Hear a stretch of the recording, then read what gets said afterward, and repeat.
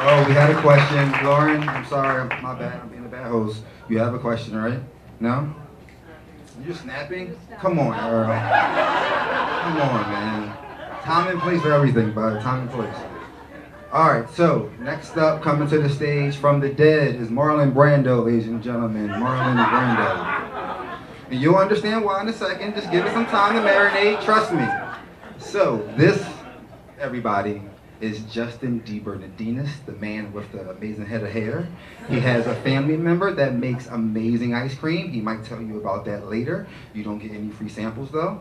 And he is the master behind Bartram's Garden, which I gotta talk to you about because my grandmother loves flowers. And, well, it's everything. Yeah. Okay, there we go. We got it. All right, so ladies and gentlemen, warm round of applause, please, for Marlon Brando. So I'm Justin. Hi, everybody. My name's Justin. When he asked me the question about who was your tactical urbanism like, and the first thing that popped into my head, I said Brando. And one, just like, I find our urbanism to be very moody at Bartram's Garden. I think that's a big part of it. And the second thing, I'm talking about urbanism on the waterfront today. So I thought that popped in my head first, but then that was sort of my line. If folks don't know about Bartram's, it's on the other side of town. It's on the tidal Schuylkill River in southwest Philadelphia. You can see us here, we're sort of tucked in. The bridge you see to the right on that map is the Grace Ferry Bridge. I don't know if anyone's crossed that, that's a pretty bleak bridge. But we run from the base of that bridge and then the gardens down there. We're tucked in, you can kind of see a pretty crazy industrial belt of southwest that you can see there. It is a strange and wonderful place. It is the oldest botanic garden in the Western Hemisphere. It is not a formal display or flower garden. I describe it, it's like, it is the ruined laboratory of a mad botanist, which has just lived for 300 years. And so it is crazy and interesting and wild and a real treasure. And it's Fairmount Park. It's Fairmount Park land. Bartram's Garden's a nonprofit, but this is city land, and this is for the public good in a place where there's not a lot of green space. Southwest, very hardscaped, very sort of industrial into post-industrial. Not a lot of flowers, not a lot of trees, but we have some of the oldest trees you will ever see here at the garden. We also have this incredible riverfront view of Center City, and a crazy river, crazy post-industrial and still active industrial river. I was thinking a lot about rivers as I came here. Rivers, are the reason that our city is even here, right? And even coming with our British and European culture as we made this city, where every stitch and scrap of land was owned by somebody. The rivers weren't. Rivers actually are an incredible public space. Rivers belong to everyone. Rivers were never owned. Rivers just after air. The water and the air are so fundamental to human life that they belong to us all in a really incredible way. And they were a common space. They were a space that was really important for transport. They were a place that was really important for life. The Industrial Revolution kind of changed that, right? The role of rivers in our cities. Rivers just became a highway and a sewer for industrial wealth to be produced on. Rivers were taken away from people. People who had farms down here in Southwest Philadelphia. Southwest Philadelphia historically, it was there was a lot of African American river folk were living down there in this quasi-agrarian kind of place. The oil industry came in south of Center City, downstream from where more proper Philadelphians lived, just turned this river into an oil slick. And in living memory, this river caught on fire. So when you're talking to folks in Southwest Philadelphia, they're imagining a river which is a poisonous place and not a space where you want it to be or be a part of. Be a place where you were hanging out or doing things. That's changed, partially because of things like the Clean Water Act, but also just because of deindustrialization, right? A lot of what was coming into that river is no longer, and that river sort of has an opportunity to reclaim some of its life. So for us at Bartram's, for a long time we turned our back to the river. We had let an invasive wall sort of seal that river off. It wasn't something we wanted to see in the garden, but as you began to look at it again, you say, this is special. You have folks who are living in a neighborhood which is very removed from Philadelphia in a lot of respects, very economically disadvantaged, but they're living riverfront, and they don't know it. And they can have all the benefits and all the opportunities of living riverfront if we're bold, if we're creative, and if we're determined. Is a little more of what the river looks like down there as you go a little further south to Refinery Land, very Blade Runner, very sort of post-apocalyptic. But this is what we built. We didn't wait for $1 million grant to build a boathouse. We wanted to test, did people want to paddle on this river? The way we tested that out is we work with our community partners, the folks who live nearby, and we said, why don't we do a river festival? Would you want to come to that? Would your kids want to come to that? Would your neighbors want to come to that? What's that festival going to look like? What should it be?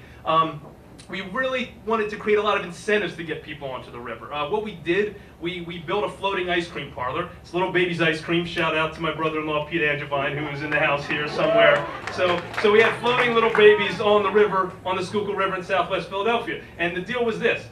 We had boats. We got every boat in the city that we could get down here. Everyone knew how to get people out in a boat. We got down there, and we said, we got free ice cream out there in the Schuylkill River if you paddle out to it. You got to pay Little Baby's prices on land, and it's free if you go out and get it. So we found that people did want to go boating. They wanted to go boating in big numbers. People waited for hours to get on a boat and get on the river. We probably, we were maybe hoping 500 people might show up. 1,200 people showed up for our first festival. All of them wanted to boat. We could only get about 300 on the river that day. And from that, we knew that boating and getting on the river again was something real and something we could do again in Southwest. What we built from that, let's show a little more about this, is just this crazy floating magical trash garden on the water, which we call the Marshals Boathouse. We have kind of a boat co-op. We have free boating at Bartram's Garden, free kayaks, free rowboats every Saturday, April through October. You can come down, get on the river, enjoy the garden, see what there is to see down there. The way we provide this program, we didn't, like I said, we didn't wait for $1 million to build a boathouse. We didn't wait to get another $1 million grant so I could have 15 staff members there on a Saturday to make this happen. We have a boat co-op. You can keep your boat at Bartram's Garden in our container boathouse. You can keep your kayak there. The deal is you're going to give us 25 hours of your kayaking expertise to get the public on the river. The other part of the deal is your boat is public property for 4 hours a week. That's so people can get on the river. We didn't have enough boats to get people on the water, but it made sense to people. There's not a lot of places to get on the river in Philadelphia. We had more people who wanted to do that than we have space for. So we have about 80 volunteers who make this boathouse run. Got a fleet of about 40 kayaks and 40 rowboats now. We build the rowboats with kids in the community. We have a boat building program based out of the garden. This is our floating ice cream parlor. This was our second and third river festival. Let's see what else we got here. Yeah, this is what it's like. This is kids getting on the water. This is every Saturday. We've got about 8,000 people on the river in a little over one season. So this will be our second full season. We'll start up next month. April 22nd, that's the first paddling day at Bartram's Garden if you want to come out. And our river festival, where we have the ice cream and everything else, is, well, I'm frozen, but I'll just stick here. That's fine. It's a good picture. Maybe that's my last one. I don't know. This is like your vacation slideshow. It was not as good as Lauren's. I just threw this together, but yeah, that's urbanism on the water, and what I would say about this is, these rivers are open again. We don't have all this industrial traffic, but there really are prohibitive regulatory regimes that make it very, very hard to get all the approvals you need to get on the water in this kind of way. And I'm thinking it's incredible that so many people are here tonight. Tactical urbanism, I feel like, is a new term for a concept that is not that new, right? Like, we've been making things that were out of the materials that are in the reach of our hands since the dawn of humanity, right? Like, since we were people, we've been making things with stuff we can grab. We have been testing the boundaries of regulatory regimes since the birth of human regulation, right? And tactical urbanism, without any fancy name on it, is playing out in every shanty town and favela and marginal neighborhood and community in every city in the world, right? Like, not a new idea. It is everywhere. And I think when we talk about tactical urbanism, we shouldn't be so lost in the tactic that we forget what the urbanism means, right? And what I mean by that is, like, let's not talk about the how and lose focus on the why. Right? Like, what is your urbanism? Right? What are we building? Right? For a lot of people, I think it means play space for the hip or for the affluent, right? Like that is what a lot of our urbanism can mean and look like, right? It doesn't have to be, right? It can be the place and program that challenges inequity in our city, right? Thank you for that, right? But I think that challenges and attacks the architecture of segregation and the architecture of class segregation that defines so much of our public space. Like, that's what the formal city creates that, right? The formal city creates space for some over here, space for others. It's easier to manage if we keep everyone kind of separated in their own place, right? It's hard to put things together. It's challenge, and so that's the justification. That's why we get to break the rules. We don't just get to break the rules because we can. We don't just flaunt, I don't got to follow that rule because I don't have to. I mean, you can do that, but then I don't care, right? You know what I mean? And I look at what we're doing at Bartram's. The Coast Guard could be shutting us down, right? They come by, the city's police marine unit could say, your boat has inappropriate moorings, you know, you just picked up the cinder blocks that were short dumped here to anchor this, you know, you're building your own boat. I don't think ice cream on the river passes any health code muster. I don't think that we're in international waters, you know what I mean, though we sort of pretend that it is. Like, so they could shut us down, and why don't they shut us down? Because every Saturday they see the folks and the kids from this neighborhood on the river, enjoying themselves, having the time of their life, and they see that it's the right thing to do. And if you do the right thing, you can break the rules. That's the reason you broke the rules, is because the rules did not allow the right things to happen. Thus, it necessitated you breaking the rules to get there. And you still might get shut down. That could happen. But break the rules because it is right. And think about the space you're trying to achieve. And I think another reason that this works is like, when you think about inclusion, it doesn't just mean, okay, well, I did something that's what I wanted to do, that the people like me wanted to do, and it's okay if someone else comes, if they happen to show up, great. I mean, that's not inclusion. When we designed this program, it was designed, you know, it was reverse engineered from that idea of inclusion, right? Like, this program is designed to, how is it going to work for the people who have the least access? That's your baseline, that's your starting point. The people who have the least access to quality space. The people who are the least enfranchised by what the system is producing, how do you serve them, right? And then your inclusion is saying, and everyone else can come too, right? And people do come, right? It's not just folks from Southwest Philly boating on a Saturday. There's no other place where you're boating for free in Philadelphia. So people are coming from all over, but they're coming to a program that is owned by and belongs to and is a part of the community that it's based in. So if you are in a community where you don't feel, where everyone's not exactly like you, where you haven't been there your whole life, think about those other people first, and start with the folks who have the least, and build your conclusion backwards from there. And that might be it for me. That might be it. Think about your urbanism. I'll leave you with that. Can somebody please bring that last slide back up for me? I am most impressed. I have godkids, right? The last slide had a man that was built like me in a life jacket and 3 kids on a boat. And I was trying to figure out if he really wanted to go boating, if he wanted ice cream, or if he was that impressed by you and your passion. So, my lead up to you is, we're all familiar with 2, 4, with. And you talked a lot about starting backwards and working with community and focusing on the people that are in the neighborhood. How do you do that and you don't look like some of those people?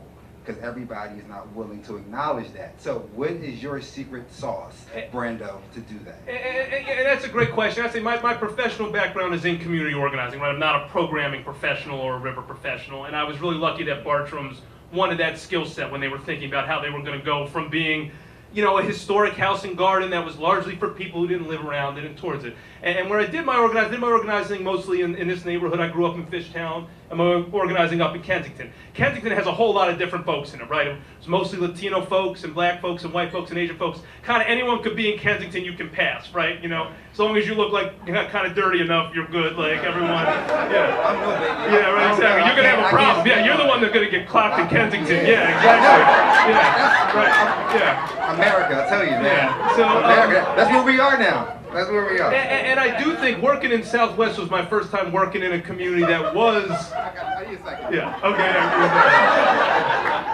All right, you go. Yeah. I mean, that's an African American community. You know, the diversity there is actually in the African immigrant community that's coming in. That's more like Southwest. So I stand out like a sore thumb, right? And that was in my head as I went through it. But I think what was good about our program, the first year I was there, it wasn't like I was coming in to build a boating program, or sell a boating program, or sell a garden, or sell this.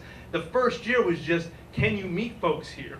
Can you meet them where they're at? Can you actually care? Do you, as an organization or as a person, give a crap about what they want, right? And can you respond to that? And people are very, very responsive to people who care what they want to do and are going to help them achieve it and have a role for them and leadership for them in getting there, right? I care about ice cream. Yeah, exactly. So I want to know, before you get off the stage, because you are making me look bad at this point. At this point, we got to take it up like a 5. Okay. Yeah. Because I got a suit on today, bro.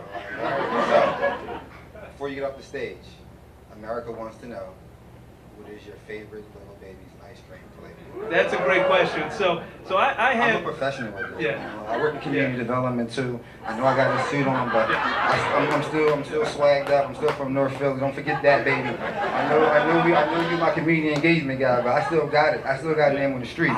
So ice cream. Back to ice cream. For little babies, I love the pizza ice cream. Like, I know that was like a joke flavor, like that was just to be funny, like no one was gonna want it. The pizza ice cream was off the chain, and they had this thing, I don't know if they still do it, it was called the Frankfurt Ave Off the Taco, chain, America. where it was a scoop of pizza ice cream inside a slice of pizza brain pizza, right? And so the ice cream is called pizza ice cream. It's really like a sun-dried tomato and basil ice cream. So when you're eating it, it's saucy, it's greasy, it's creamy, but it is all pizza, guys.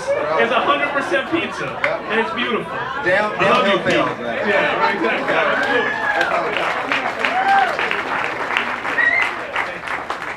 So what I learned tonight is that Pete is going through a lot with his brother-in-law and on the side of his family. Pete, we love you even more after meeting Justin.